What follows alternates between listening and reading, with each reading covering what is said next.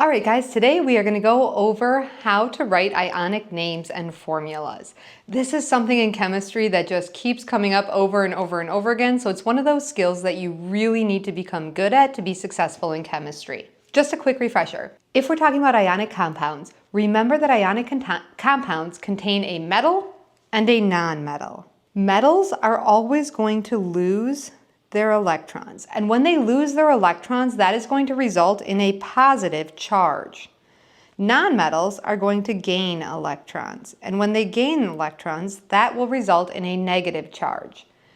So we need to make sure that we understand the charge or oxidation number that an atom will have based on its location on the periodic table. All right, if I look at the periodic table, it is important to pay attention to this staircase line right here.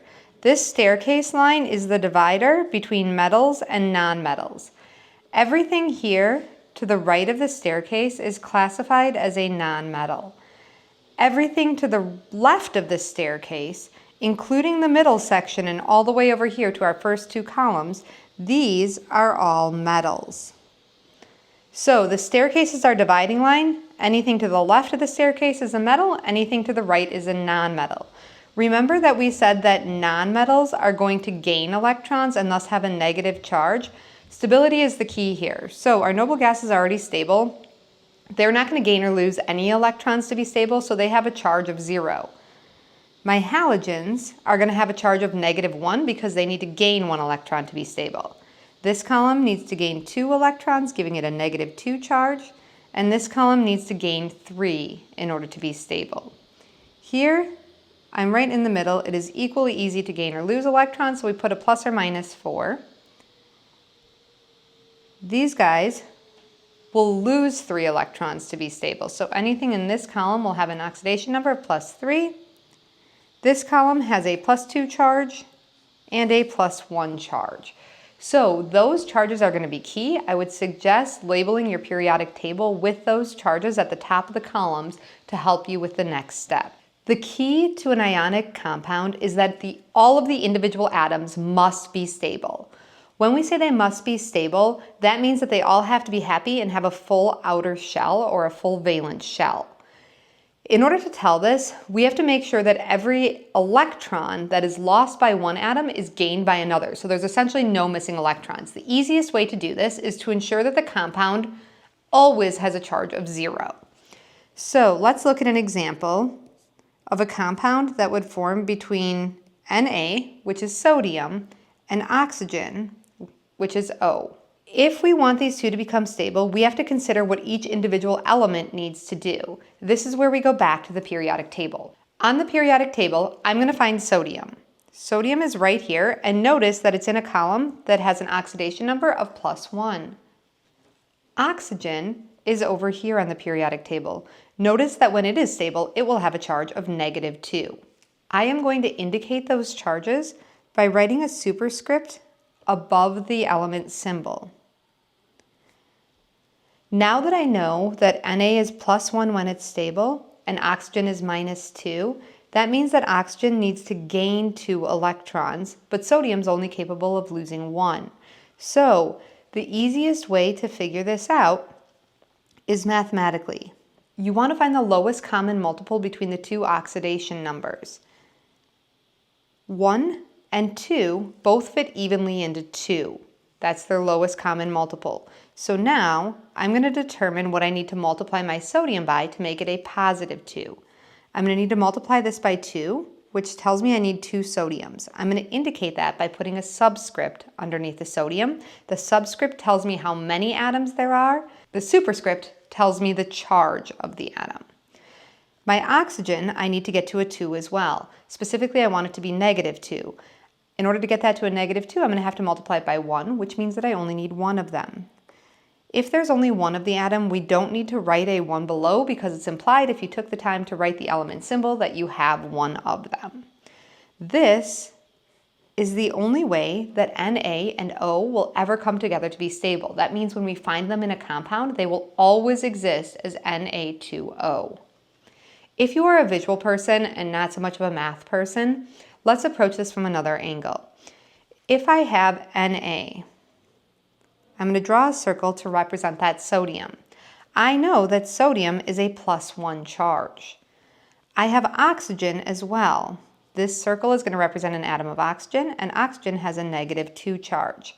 My goal is to make this entire cluster add up to 0. Every ionic compound every single time needs to add up to 0. So right now it does not add up to 0 because I have 1 positive and 2 negatives. The only way to fix that is to add more positives, and my only positive option here is sodium. So let's add another sodium.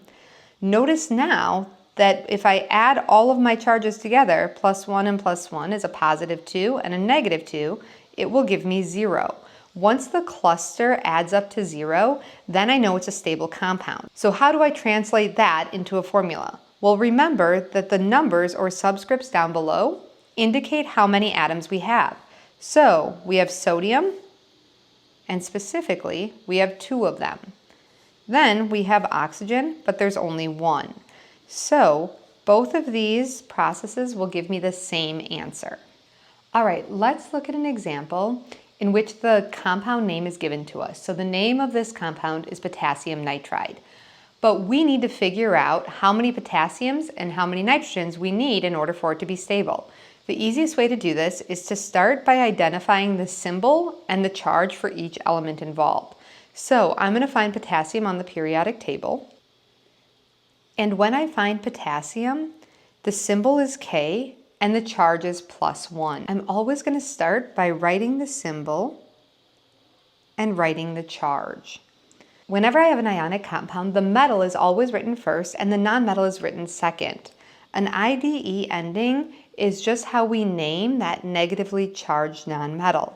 So nitride is going to represent the element nitrogen. Again, I'm going to go to the periodic table, find the element symbol and the charge. N is right here, and I can tell from its location on the table that it's going to have a -3 charge.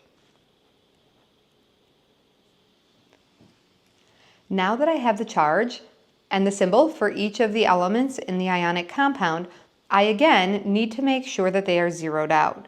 Mathematically, I can do that by finding the lowest common multiple. The lowest common multiple between K and N is 3. That means I'm going to have to multiply my K times 3. I need 3 of them in order to get a +3 charge. And my nitrogen, I only need to multiply by 1. That is going to give me the formula K3N. This is the only way we will find K and N paired up because it's the only way in which both atoms are stable. Let's try another example. This time I have aluminum oxide. So again, I am going to start by writing the symbol. The metal is always listed first in the name and the formula, and the charge. From its location on the periodic table, I know that aluminum has a +3 charge. Oxide is just oxygen. Oxygen has a -2 charge. Now that I know the charge of each individual element, now I need to find the lowest common multiple between them. The lowest common multiple between 3 and 2 is 6. So in order to get 6 positives, I'm going to need 2 aluminums. I indicate that I need 2 aluminums through a subscript of 2. And in order to get a -6 charge, I'm going to need to multiply my oxygen by 3. Al2O3 is the only way that these will be happy or stable together. Our next example looks a little bit different, but the process is going to be the same. Here I have iron and then a Roman numeral 3 and chloride. When you see Roman numerals, don't panic. If I go back to the periodic table, we'll see that the Roman numerals are actually going to make our lives a whole lot easier. When I labeled the charges at the very beginning, notice that I skipped the entire middle section of the periodic table. These are the transition metals, and transition metals can have multiple oxidation numbers. That means that they can exist and be happy with several different charges. So because they have multiple charges, we cannot determine their charge based solely on their location like we could with potassium or nitrogen, aluminum or oxygen. So in order to identify the charge, we know it must be positive because it's a metal and metals always lose, but we don't know how many electrons it's going to lose in order to be stable. So the Roman numeral is going to give us the charge of the transition metal.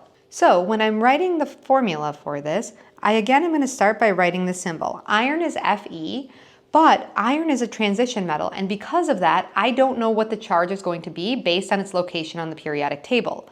That's where my Roman numeral comes in. My Roman numeral indicates the charge of the iron.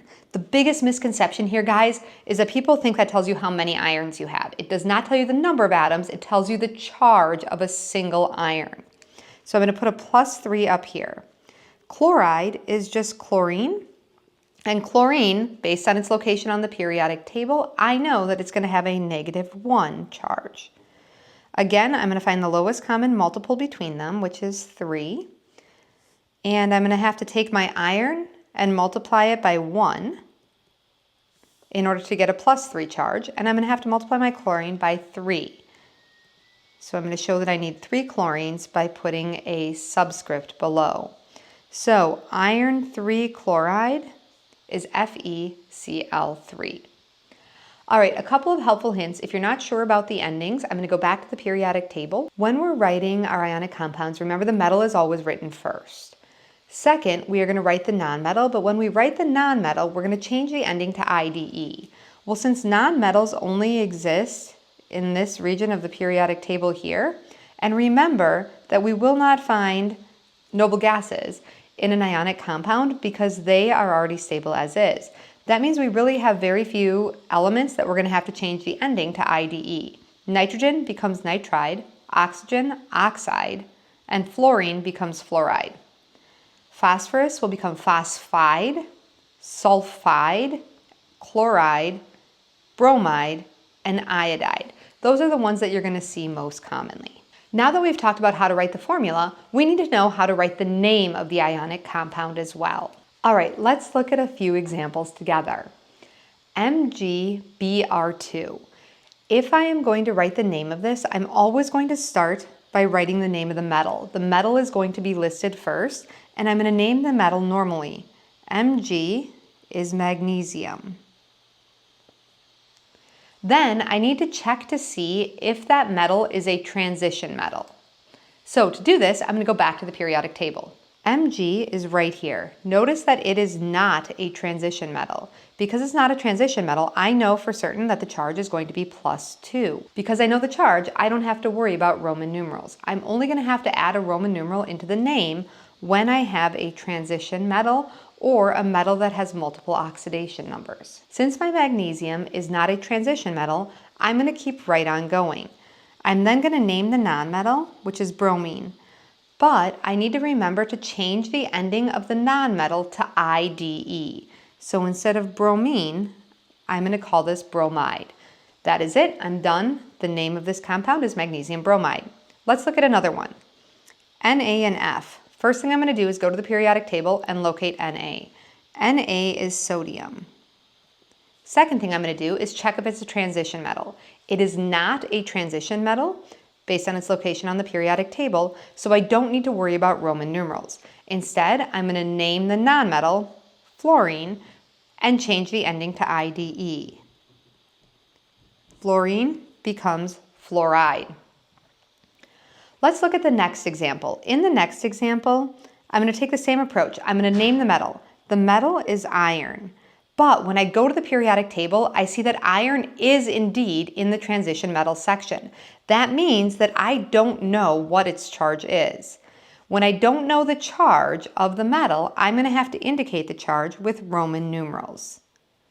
I'm going to leave a spot to put my Roman numeral, and we're going to come back and fill that in a moment. Next, I name the nonmetal, but I name it with IDE. So chlorine becomes chloride. Now I need to tackle the Roman numerals. Remember that the Roman numerals tell me the charge of the transition metal. In order to figure out the charge of the transition metal, we have to go back to something we talked about earlier. Every single ionic compound every time must add up to 0. That's the only way it's going to be stable. I have no idea what iron's charge is, but based on its location on the periodic table, I know that chlorine has a -1 charge. In addition, I know that I have 2 chlorine atoms, each carrying a -1 charge, which means that I'm going to have 2 negatives in this compound. If I want to add up to 0, my only option is to have 2 positives. Those two positives are coming from the iron, so my iron is going to be a +2 charge. I'm going to put a Roman numeral 2 there to indicate again the charge of the iron. If you are not sure with Roman numerals, I'm going to put the Roman numerals up here. We have 1, 2, 3, a 4 is an IV, a 5 is a V, and a 6 is a VI, a 7 is a VII. Typically we won't have charges greater than 7, so those are the Roman numerals that you will typically use. If this did not quite make sense to you with it adding up to 0, we again can draw a picture or a model to show what's happening. And we are going to start by drawing the correct number of atoms. The first atom that I have is Fe, and Fe, there's only one of them as indicated by the fact that there's no subscript. The 2 here is telling me that my compound contains 2 chlorines. This is it. This is all I have to work with. And I know that this whole entire cluster must add up to 0, which is true for any ionic compound. I don't know the charge of the iron from the periodic table, but I do know the charge of the chlorine. I'm going to find iron and find chlorine on the periodic table. Now, because the iron is in this transition metals section, I don't know what its charge is going to be. But when I look at chlorine, I know for certain that chlorine is going to have a -1 charge. We're going to go back to our example and see if we can figure out the charge of the iron from the information that's given. All right, we know that the chlorine has a -1 charge. I am going to put a -1 in each of my chlorine atoms because I know for certain that's what its charge is. I have no idea what iron's charge is, but I do know this whole cluster has to add up to 0. So if it adds up to 0, there have to be an equal number of positives and negatives. Let's start with the negatives. I know that I have 2 negatives. The only way that I'm going to get this to add up to 0 is if I have 2 positives. There's only 1 iron here, which indicates that this iron must have a +2 charge. The charge of the iron is what goes here in the Roman numeral. Let's look at a few more examples just to make sure we've got this. All right, aluminum and oxygen, metal and nonmetal. I know that I have an ionic compound. I'm going to start by naming the first element. The first element will always be the metal. Next, I go to the periodic table to see if it's a transition metal. Aluminum is right here. It is not a transition metal because it is not in this middle block, and I know for certain that it's going to carry a +3 charge. Because it's not in the transition metal section, I don't need to worry about indicating the charge as a Roman numeral. I only use Roman numerals when I have a transition metal or a metal that has multiple oxidation numbers. So I keep right on going. Oxygen becomes oxide. Aluminum oxide is the name of my compound. I am done. One last example. I'm going to start by naming the first element. CO is cobalt. And when I look at the periodic table, I find that cobalt is in the transition metals section. That means that it's going to require Roman numerals to tell us the charge of the cobalt. Nitrogen is my nonmetal, and I always change the endings to IDE, so nitrogen becomes nitride. Now I need to figure out the charge of my cobalt. In order to figure out the charge, I'm going to remember that this entire compound needs to add up to 0. The charge of each individual nitrogen is -3. This indicates that there are 2 of them. I'm going to multiply those numbers together to get a charge of -6. This compound altogether has 6 negatives. If I want it to add up to 0, it has to have 6 positives to balance it. Those 6 positives are going to come from the metal, but I want the charge of a single cobalt atom. And notice that there are 3 cobalt atoms here that are splitting up the +6 charge. So that means that each cobalt is going to carry a +2 charge. So if you are trying to figure out the charge of a transition metal, you are going to figure out the charge of the nonmetal, multiply it by the number of atoms that are present. That'll tell you how many negative charges in your compound. You need an equal number of positive charges, but they'll be split amongst the number of metal atoms that you have. All right, the last thing we need to address are something called polyatomic ions. Polyatomic ions, if I break that name down, it sounds complicated, but it's not that bad. Poly means many, atomic means atoms, and ions are just atoms with a charge. So what we have here is a group of many atoms that carry a charge. An example of a polyatomic ion would be something like NO3. NO3 means that I have one nitrogen and three oxygens bonded together. And when they're bonded together, that entire group carries a -1 charge. This is known as nitrate. Another common example that you are probably familiar with is SO4. This means that I have one sulfur and 4 oxygens bonded together. And when they're bonded together, those carry a -2 charge. Typically, when you're first getting started on naming ionic compounds, you will have a list of polyatomic ions that you can refer to that give you the formula and the charge as well as the name so that you don't have to memorize them. SO4 -2 is known as a sulfate ion. Those are 2 examples. There are tons of polyatomic ions, and again, you can refer to a list of polyatomic ions in order to figure out the formula, the charge, and the name of them.